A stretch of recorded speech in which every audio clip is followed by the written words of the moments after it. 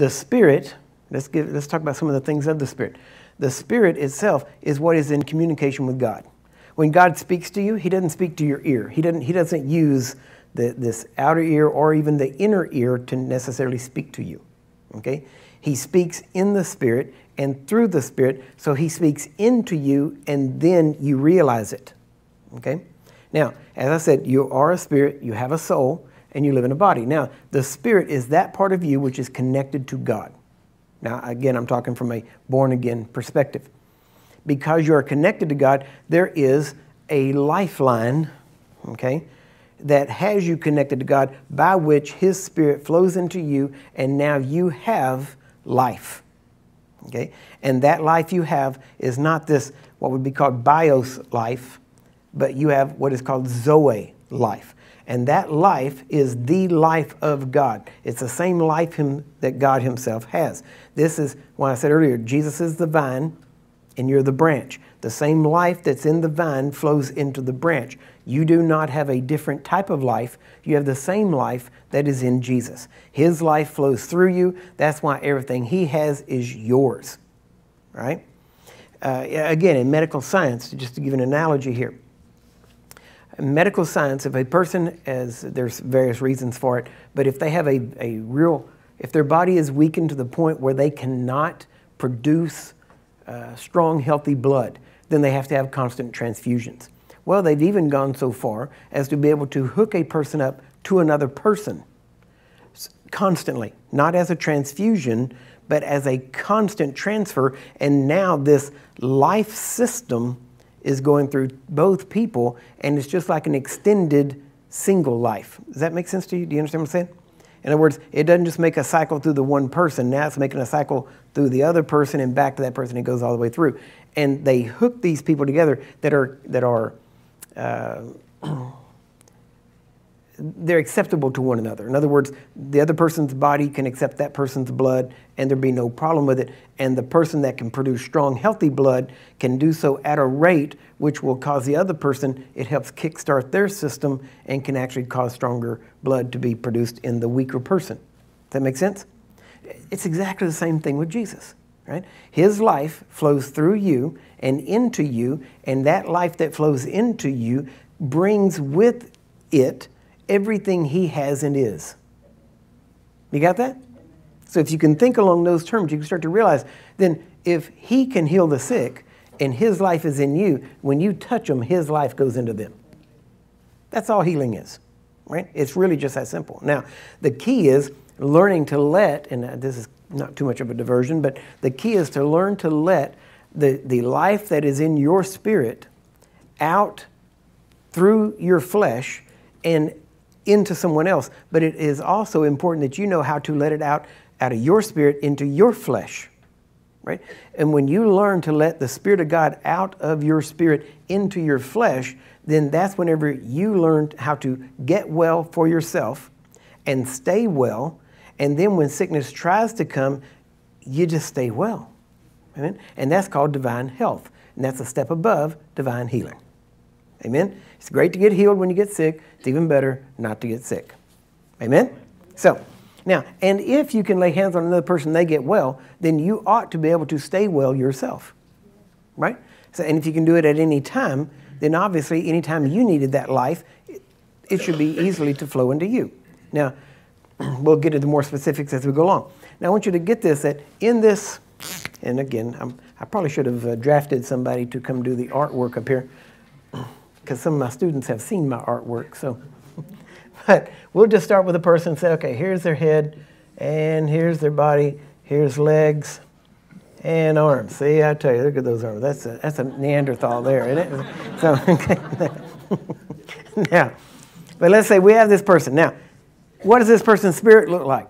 It looks just like that, right? Because the spirit would flow to the very edges of every part of this person's body, right? You got that? So there's nowhere that this person has flesh that spirit is not present, okay? Now, the soul, and there's so many different things on this, and I thank God I was with Dr. Sumrall, who taught on spirit, soul, and body more than anybody else, and actually did it before most anybody else. And many times when you talk about spirit, soul, and body, you will see many times they will do it this way. And they will say, this is spirit, soul, and body, and right here, where all three of those come together, that's called the heart of man. That's a pretty good idea, right? It gets the point across. But how many of you know your soul doesn't look like that, your spirit doesn't look like that, and your body doesn't look like that, right? In reality, it is this. Here, what have we got here so far? We've got body, right? And we've got spirit, okay? Now, if I ask somebody to come up and draw the soul, many people would say, okay, well, that's in this area here, and it's all of this, okay? That's the way people think of it, but it's not true. Because what is the, almost gave you the answer. What keeps the body working? The heart. I mean, okay, I'm talking about physical, right? Yeah, spirit is right. I mean, that's what gives it life. But I'm saying physically, what is the physical component that keeps the heart work or keeps the body working? Okay, yeah, I just said. Okay. So, and it's right in here. Actually, probably close over to here, right? Now, we know that that is the physical organ that pretty much keeps the body working, right? So this physical organ affects everything else, right? Now, the soul, now understand, when we draw this and we say draw the soul, okay, that's the soul, but technically that'd be the brain, right? But now the brain is like the heart. It's the physical organ by which the life goes into, or by which that, whatever it affects, functions. Okay? What I mean is this. The brain houses the soul, and the functions of the brain is the soul. Okay? Now, the soul, the spirit is recreated to look like Jesus. So in the spirit, we look like Christ. Okay? Your soul, okay, you are a spirit, you have a soul. The soul is the makeup that makes you an individual person, right? The soul has to do with personality, has to do with will, has to do with intellect, it has to do with education, has to do with everything that makes you you. It's the repository of all your experiences and everything that is used to make up you, okay? Now, this soul is not here. That's the brain, okay? The soul is actually, left out an arm, didn't I? Yep, sure did. There we go. Just as the spirit fills the entire body, the soul fills the entire body. Okay?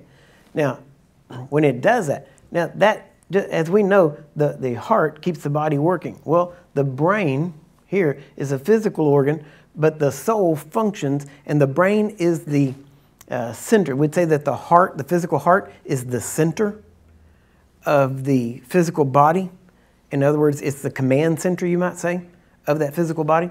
But the soul is, the brain is the command center for the soul.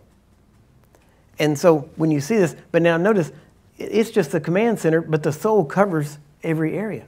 Why? Well, because we talk about how the body has muscle memory, and it'll do certain things certain ways. Well, your spirit has certain, what we would call spirit memory, which is essentially who it is, and your spirit knows it. But your soul also, as everybody knows, has memory. And it doesn't just have memory of facts, but it has memory of principle. Okay? For instance, I've told the story before. Most people know that I drink Coca-Cola, and about the only time I drink water, well, I used to, when I'm up here at the pulpit, right?